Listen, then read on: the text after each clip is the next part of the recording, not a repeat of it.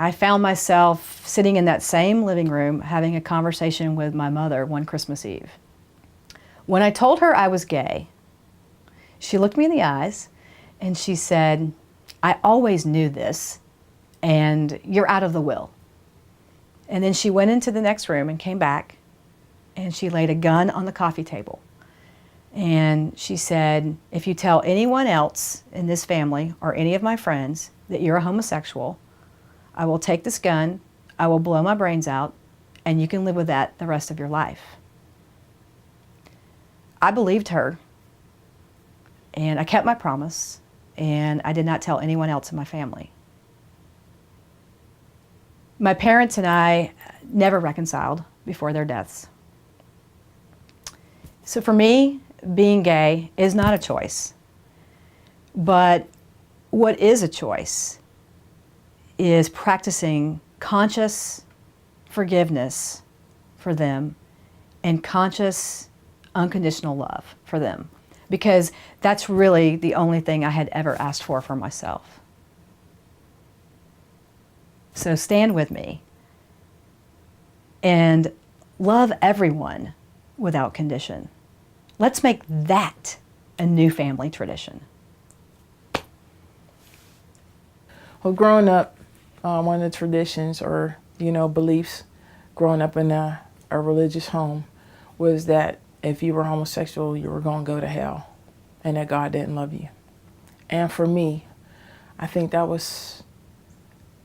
it made me very fearful. I was scared. Anytime I had thought about a woman, I thought God didn't love me or I was gonna go to hell. And so just that thought of just being fearful really wreaked havoc in my life. So just being able to just be free of fearing God was the biggest breakthrough. And really knowing that God loved me was life-saving for me. That was life-saving. So growing up with all those traditions, they weren't traditions. I think that was just a way of controlling people from being who they really are. And I think let's just do away with all those belief systems, because they cause people to live in prison versus people living in freedom and allowing themselves to be loved and give love. My family life was very conservative and traditional, so I struggled with truly understanding who I was and a place where I was coming from. I finally had enough courage to tell my sister, and I was very lucky because she embraced me, she loved me, and she totally accepted me. I know my life is better because I have lived a life of honesty and truth, and that's the only way to truly live, is to be honest with yourself. Everyone needs love, and especially the ones who are different from you. Let's make a new tradition where we embrace everyone, no matter what our differences are. I remember being discriminated against on the job, which happened to be theater, and you wouldn't expect that. I met the love of my life in theater, and we've been together now for 39 years. Our relationship has become a role model for our friends, gay and straight.